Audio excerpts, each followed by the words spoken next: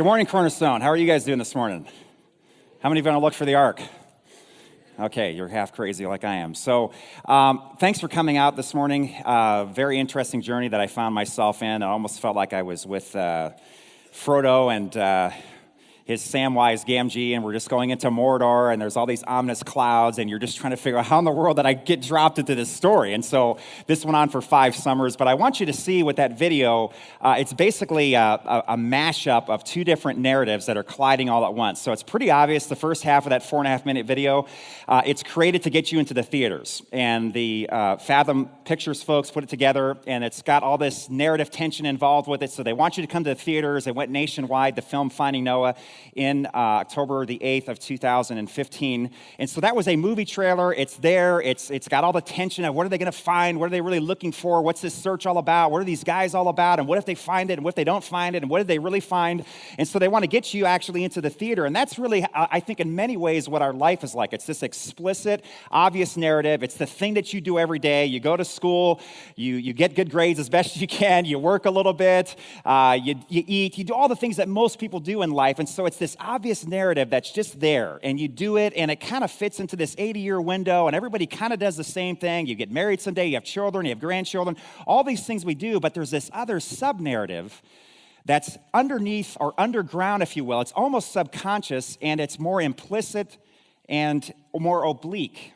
And it actually has a lot more to do with your calling. It has more to do with the reason why you were actually born.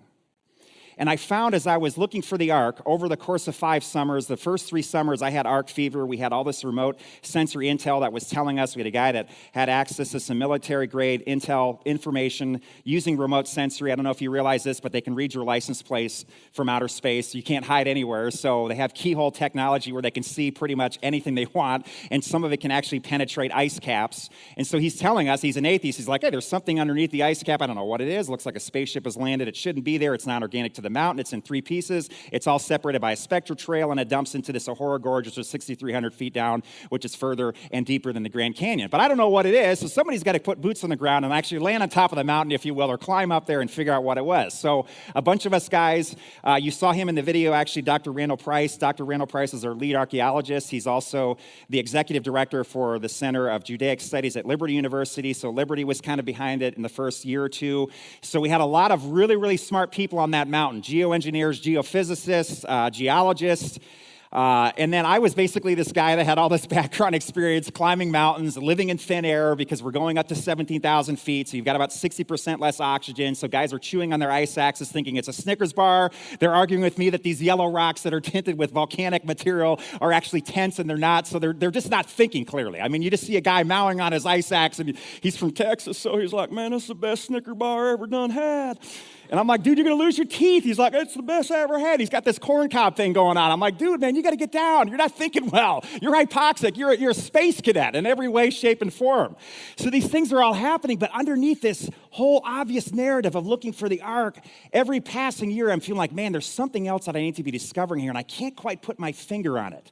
Why is it that I'm dropped into this story? I feel like a hobbit going in throughout the lands of Middle-earth, and I'm on this journey, and I can't figure out what tale have I just been dropped into. And wow, wouldn't it be great someday if they could tell, that Kevin found the ark, or Kevin was with a group of scientists, and da-da-da-da. Wouldn't it be a great thing, that we could tell our grandkids someday, almost do that whole exchange between Samwise and Frodo as they approach the ominous clouds of Mordor. And I thought, man, what story have I been dropped into here? Because I feel like there's something going on that's deeper, and I can't get my finger quite on it. I remembered a quote, and I'm going to kind of put this in a different context because the language that he uses is not very accessible, but Alexander Solzhenitsyn was a Soviet dissident. He said some stuff, put him into the Siberian Gulag experiment, which is basically a human meat grinding machine. Everybody thinks, Hitler was the world's most evil person, and he certainly ranks pretty high up there, but Stalin killed his own people up to the tune of like 55 million.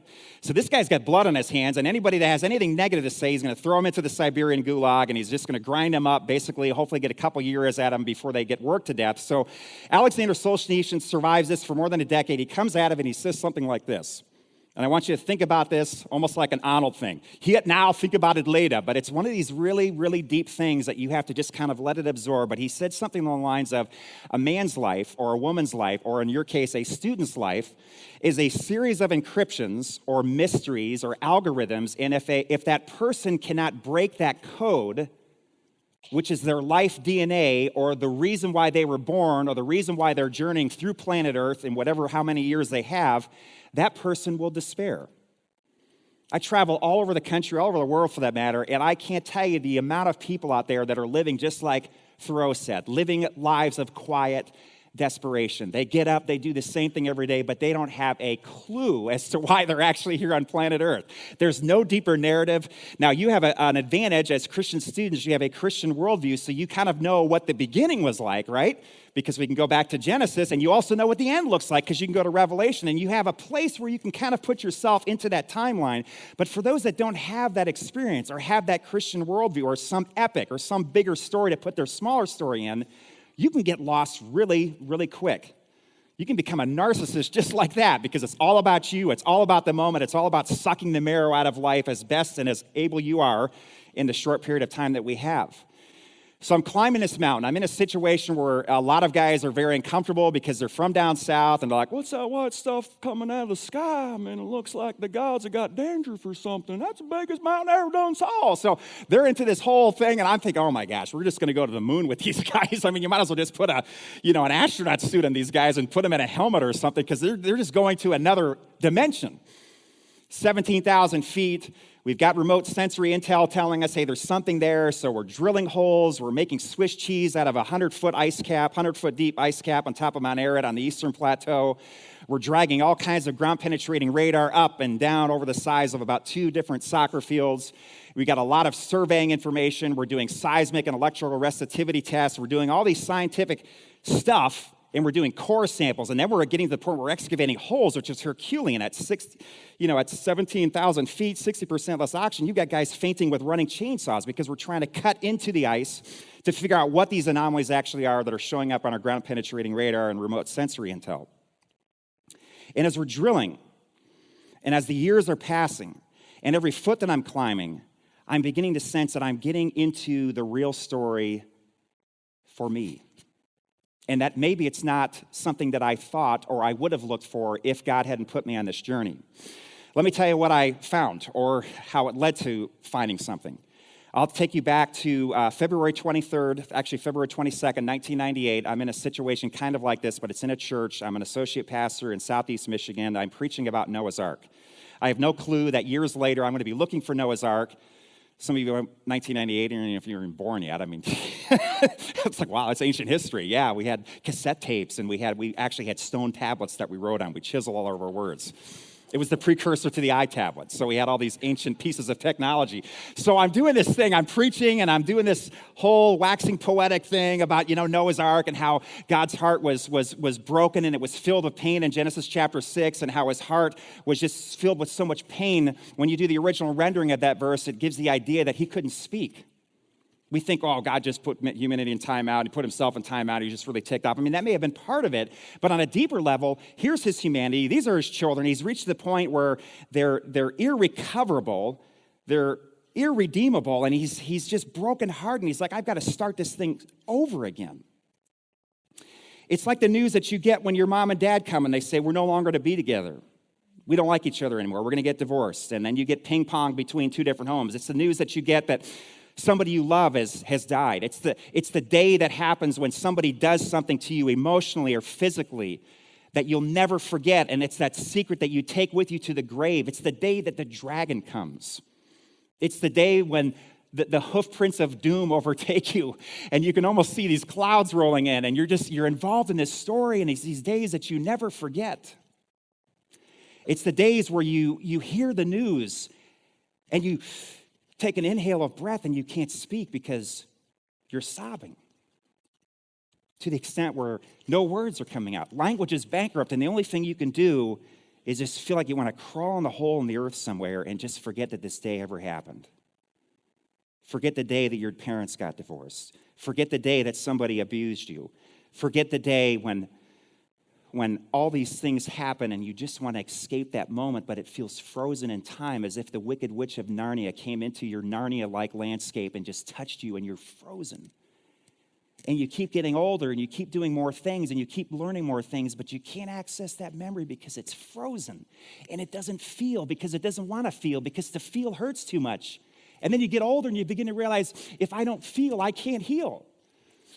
And then Christ has to come into the picture and touch those leprous areas of you. He has to come in like the Lion King, like Aslan. He has to roar, because it's always winter, never spring, until you hear the roar of the King. And he's got to come into your life, and he's got to breathe, and he's got to create this sense of spring, this eternal spring where the birds are singing again, and the colors coming back to your life, and the trees are blooming, and the sun is out. I know we don't see it much in Michigan winters. This big yellow thing appears in the sky, and it's just like, wow, what's going on here? And this day was a day of the dragon for me, because I'm preaching this message and I'm just waxing poetic as best I can about how God was just brokenhearted and he was weeping from the sky, and perhaps the canopy was burst, and a lot of scientists believe that canopy was still in effect, and so mankind could live to be a millennia, and little lizards could grow into dinosaur proportions, and all these things could happen because this canopy was still in effect, and the ground, the antediluvian period, was watered, and the earth was watered by an irrigation from within the earth itself, almost like a greenhouse effect.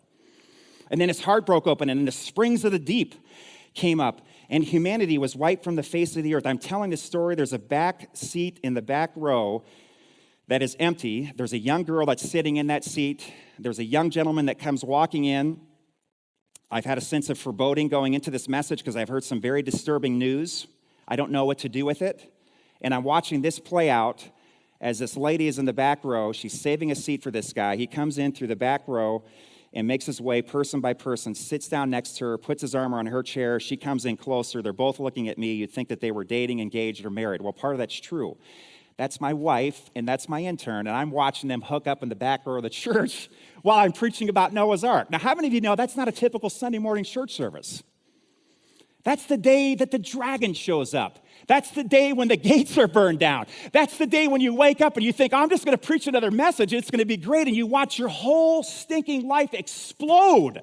And somebody shoves a hand grenade down your mouth and it blows up on the inside of you. And you've got all this soul shrapnel inside of you. And you're trying to spit it out, but you can't because it's imploded inside of you. You walk out of that room full of shame. You somehow finish the message. You wobble off the platform and you don't even know what's happened. You have this tremendous sense of vertigo, like somebody just smacked you. It's almost like a Mike Tyson thing. You know, everybody's a good fighter until they get knocked out. I mean, just bam. I mean, it comes out of nowhere, and you're like, what just happened? You tell the pastor, I'll never get into a pulpit again. I didn't have to do it. Someone did it for me. But every time I get up and speak, I always take the pulpit, and I move it, because the last time I was behind that thing, that happened. And so every time I get up to speak, I get to relive that day. But here's the beautiful part. As I close here in a few moments, I'll tell you that there's somebody else in that chair now. It's grace. It's God's ultimate, biggest, best, and brightest idea. It's this lover that is only attracted to your imperfections. It goes beyond justice, which is your theme for this month or however long this quarter is. It's beyond justice, which is getting what you deserve. It's beyond mercy, which is the withholding of what you deserve. Justice makes you a rebel. Mercy makes you a beggar, but grace gives you something that you can never deserve. And what I found through my own journey is that God began to heal that wound. He began to jump inside my junk, and he began to tell me, I know that you feel worthless. I know that you feel like you'll never be loved again. I know that you feel like you'll never be loved or love again because of that day. And these lies fermented inside of me, and cognitively I knew that they weren't true. I mean, good grief, I was an ordained minister at that point. I know that that's not the truth, but I lived by what I feel, by what I felt, which unfortunately is how most of us live. We don't live by what we know. Otherwise, the world would be perfect, right? Because most of us know right and wrong. But you live by this emotional undercurrent that drives you throughout life to make the choices that you make, whether they're good or bad. So now I walk out of that scene. I've got shame.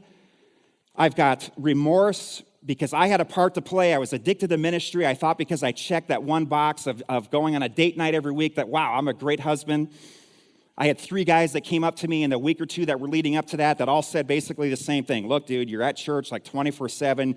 You're traveling all over because you're this big national consultant for your denomination. You started a company. You got dozens of employees. You're doing stuff at your local church, yada, yada, yada. You're going 50 stinking miles. I mean, you're just blasting through your life.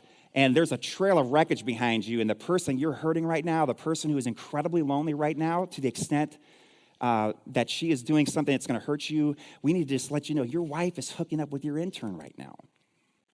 And I couldn't believe it because it was just like, how dare you talk about my wife like that?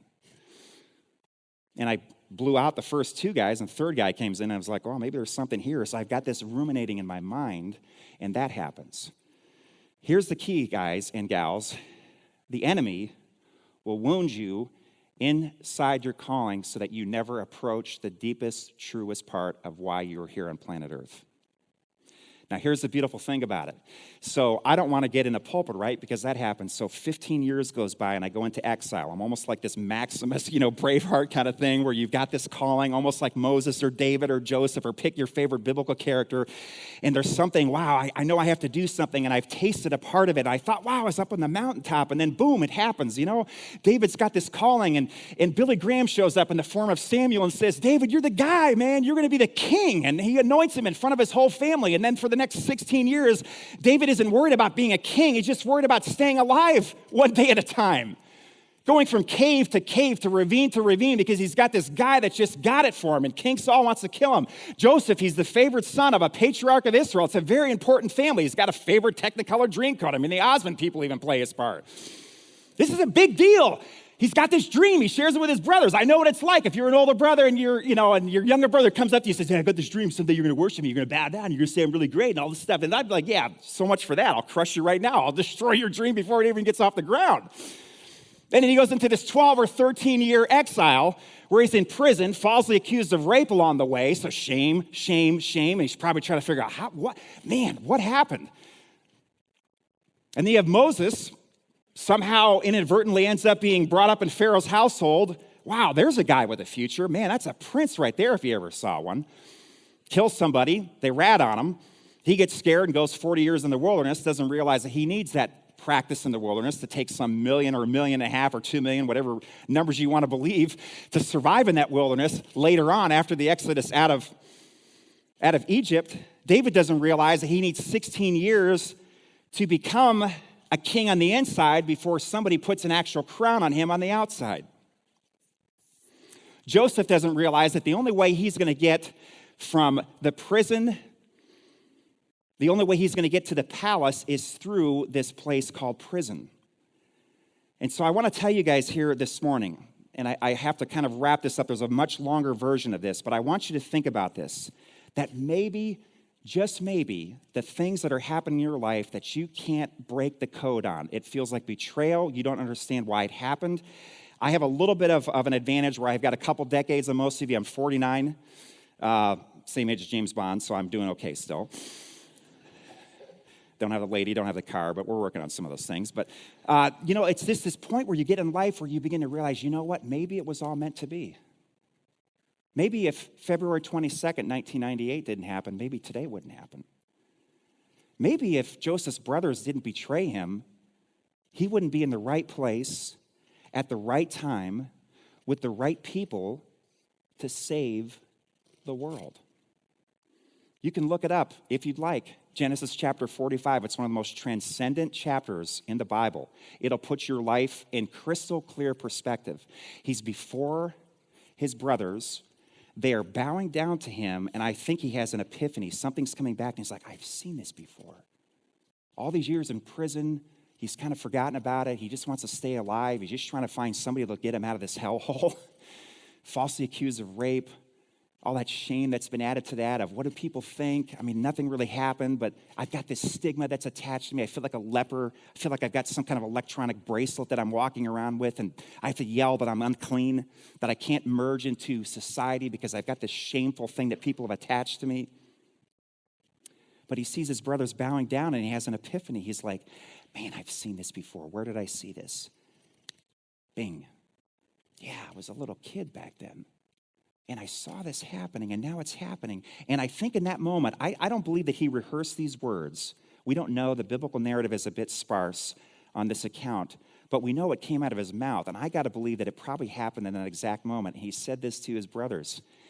You did not send me to Egypt. Now, his brothers are filled with shame, right?